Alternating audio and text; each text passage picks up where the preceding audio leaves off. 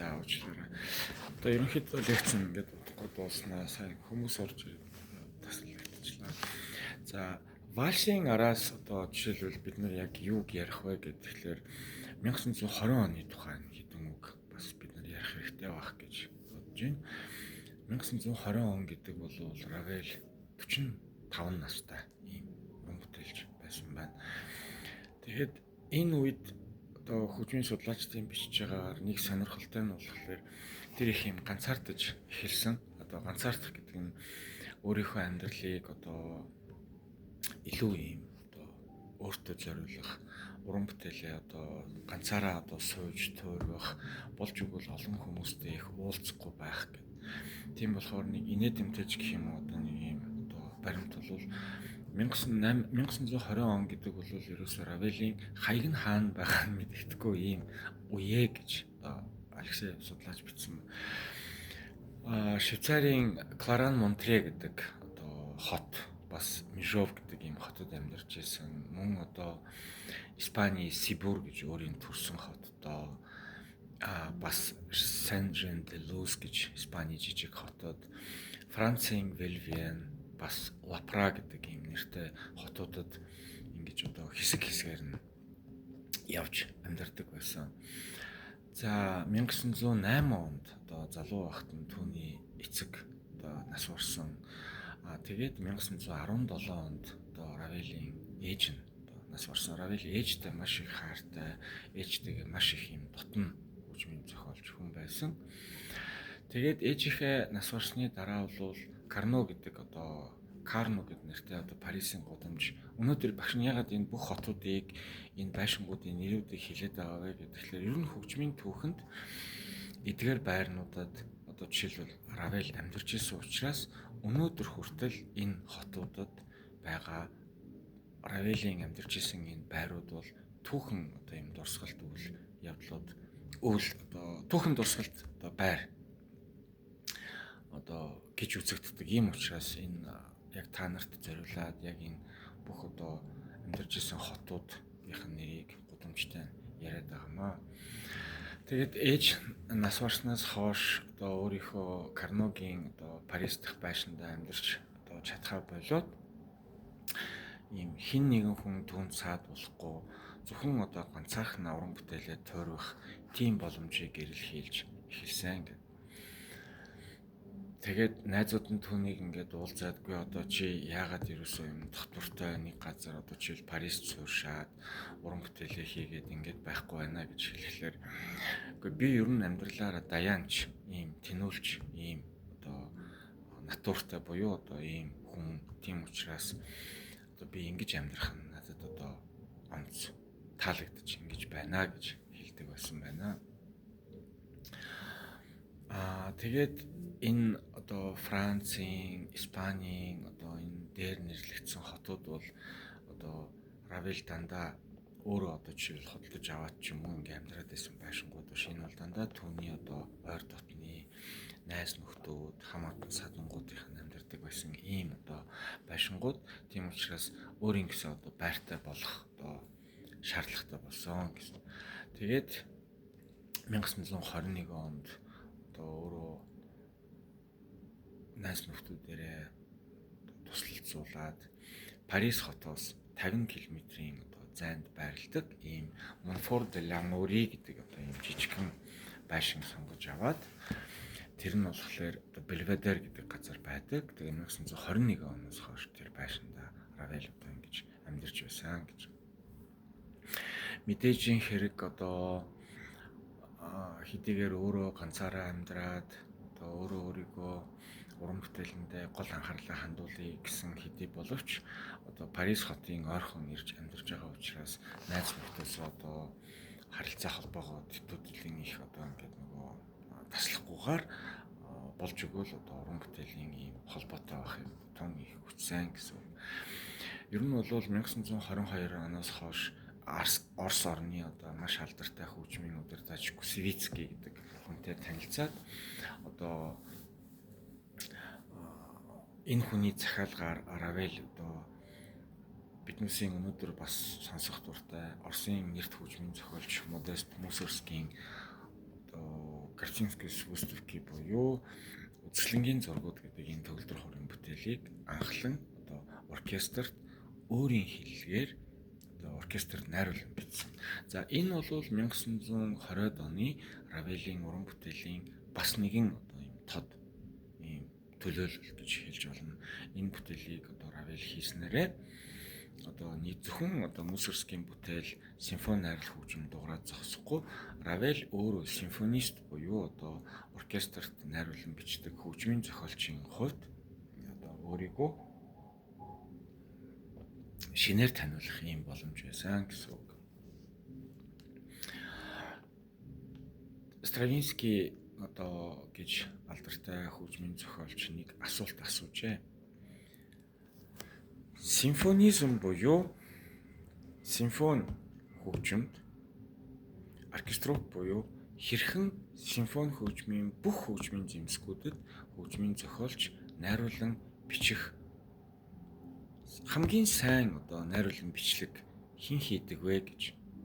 Тэгтэн бол яг тухайн энэ асуултын үед Мусоргскийн одоо энэ үзэсгэлэнгийн зургууд хэмээх энэ бүтээл Равелийн одоо найруулгаар симфони найрал хөгжим бичигдсэн байсан учраас хамгийн сайн одоо зөвлөл бол одоо хамгийн сайн инструментовка бол одоо Равелийн энэ инструментовка юм а гэж Стравинский хариулсан байна. Тэгэхээр энэ үг юуг илэрхийлэх вэ гэхээр зөвхөн төгөлдөр хуурч биш. Төгөлдөр хуурт импрессионизм хэмээх энэ шинэ урсгалыг батжуулсан одоо авиас суут төгөлдөр хуурч биш. Бас одоо хөгжмийн зохиолчдын одоо симфони бичих чадвараараа Равель бол маш өндөр зэрэгт хүрсэн ийм авиаслаг хөгжмийн зохиолчоо гэдгийг харуулж байгаа. Тэгээд энэ ер нь бол лекцийн үед одоо гарсан энэ Дягилев, Гусевицкий эдгээр хүмүүс бол яг энэ симфони бүтээлүүд нь балетаар дамжуулж одоо хөгжмийн зохиолчид болон сонсогчдод хөгжимчдөд хүрэхэд хамгийн их гол нөлөө үзүүлсэн. Араас нь Равелийн энэ бүтээлийг Стравинский ингэж үнэлнэ гэдэг бол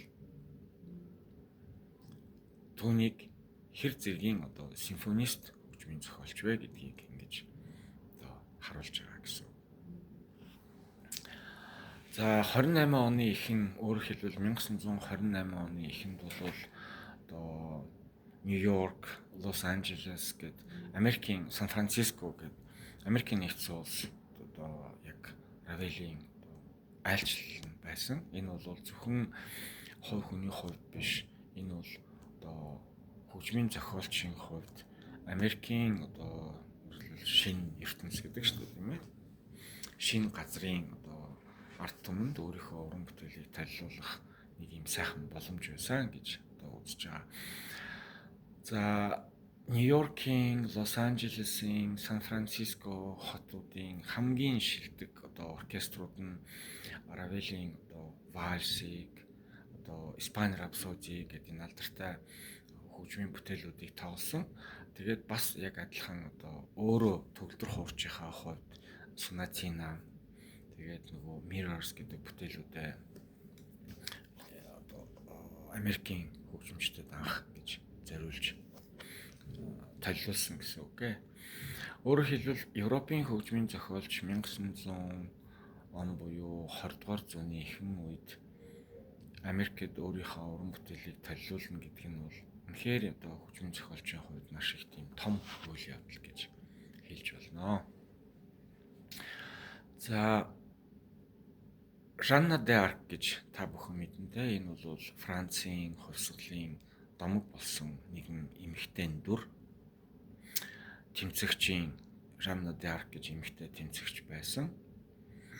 Тэгээд энэ хүнд зориулсан, энэ хүний одоо дурсгалд зориулсан одоо тийм тайзны бүтээлийг 1920-ад оны сүүл үеэс хойш Равель маш их удаан бодсон гэж байна. Өөрөөр хэлбэл Жанна д'Арк гэдэг тайзны бүтээлийг бодоод энэ бүтээлийг тойрвъя гэд харамсалтай нь энэ бүтээл нь бол одоо төдийлөн их тийм одоо алдар нэрийг болоогүй. Тэгээд яг энэ үед бас өөрийнхөө одоо төгөлдөр хоорын 2 концерт бичсэн. Нэг нь бол биднээсийн одоо өнөөдрийн алдартай мэддэг багш лекцийн өмнө дурдсан Сол минорын концерт. Нөгөөх нь болохоор одоо 100 гарын Равелийн төгөлдөр хоорын концерт. Равелийн төгөлдөр хоорын 100 гарын концерт бол одоо хамгийн их юм төгөлдөр хуурчаас ур шадвар шаардахаас гадна найрал хөгжмөнтэй зөвхөн нэг гараараа яаж хэрхэн одоо харьцаж одоо төгөлдөр хуурын одоо энэ дууралтыг нэг цөм болгох вэ гэдэг дээр бол маш их юм хүнд бүтээл гэж маш их судалгаа шаардагдсан ийм бүтээл гэж ярьдаг. За түрүүн хэлсэн нөгөө Белведер гэдэг одоо газараа амьдарч явахдаа бол Равелийн хувьд уран бүтээлээ тойрох тэгээд одоо өөрийнхөө өдөр тутмын амьдралыг уран зохиолчд тийм ээ яруу найрагчид одоо уран баримлчид үргэлжилсэн үгийн зохиолчдтой одоо ингэж хамтарч уулзаж ингэж одоо амьдрах юм сонин юм үе байсан гэж хэлж болно. Энэ үеэс хойш түүний одоо бас уран бүтээлийн найз нөхдийн нөгөө Апаш гэдэг клуб байсан найз нөхдүүдээс нь гадна өшөө илүү их тийм олон өргөн хүрээтэй болсон. Тэднийсийн дунд нь бол тухайн үед маш их алдарч байсан Журдан Муранш гэж одоо хөгжмийн шүүмжлэгч энэ хүн бол бас их алдартай хийлч хүн байсан. Тэгээд Грэг дуучин, Жерар, Лериц гэдэг ингээ уран баримлж, уран зохиолчд бол нэмэгдсэн байсан. Тэгэхээр энэ хүмүүсийн одоо нийлэг, энэ хүмүүсийн үзэл санаа, Равелийн өдөр тутмын одоо тэмдэглэл, дурсамж, монографаас одоо харахад одоо эдгээр нь бол нөгөө Монфорын сургууль, Monfort School гэж нэртэй энэ одоо бүлэг хүмүүсийн одоо бүлэг уран бүтээлчдийн үзэл бодлыг илэрхийлэх ийм үе байсан гэж хэлж болно. За саяны одоо ингээд лекцэн дээр 3 тасалчлаа уучлаарай. Энэ лекцэн дээр дурддагдсан бүх энэ төгөлдөр хуурын зохиолуудын нэрсүүд тийм ээ симфони бүтээлүүдийн нэрсүүд түүнээс гадна бас 19-р зууны төгсгөл үеийн 20-р зууны ихэнх үеийн одоо Парисын консерватори тийм ээ тэгээд одоо Францын театрууд Америкийн одоо Нью-Йорк, Лос Анжелес, Сан Францискогийн одоо симфони холлс гэж ярьдаг да одоо юм концертын танхимууд мөн одоо түүний Хойд Африкийн аялал эдгээр зүйлүүдийг бол бүгднийг ингээд та бүхэн лекцнээсээ сонсоод түүж аваад яг тус тусаар нь бол өөрсдийн гэсэн юм сонирхолтой судалгаа хийж болно. Ингэснээрээ юу харагддаг вэ гэхээр Равел хэрхэн яаж амьдарч байсан, хэрхэн яаж одоо уран бүтээлээ тойрож байсан бэ гэдэг нь илүү тодорхой харагдах баг. Ганцхан намтарчлаад эсвэл одоо уран бүтээлийн одоо юм лист жагсаалт гаргаад хөгжмийн сонсоод ингээд зогсохлоор яг тухайн хөгжмийн зохиолчийн амьдрал уран бүтээл төдийлөн сайн ойлгохдохгүй. Тийм учраас яг хувь уран бүтээлч түүний одоо гооцын үзэл баримтлал тийм ээ эстетик үзэл баримтлал нийгэмд эзэлж исэн өөрийнх нь байр суурь, найз нөхдүүдийнх нь хүрээ энэ болгоноор нь одоо баг зэргийн юм лавлгаа мэтэр сонирхоод одоо өнөөдөр чинь интернет бүх юм байж байгаа юм чинь тийм ээ ингээд сонсоод унших юм бол та нарын хувьд одоо яг Равелийн тухай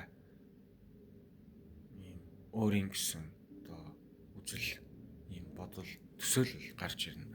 Тэгээд ийм одоо мэдээж хэрэг нэг удаа биш те өнөөдөр нэг хэсгийг сонирхоод магадгүй Равел Хойд Америкийн аяллаа тухай та нар одоо мэдээлэл олж уншиж болно те.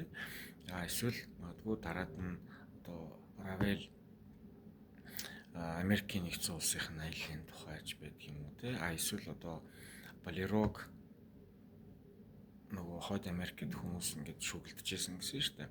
Болеро хөгжим хэрхэн одоо Европын болон Азийн, дэлхийн одоо симфони хоолуудад хэд удаа яаж ашиглаж байгаа тухай.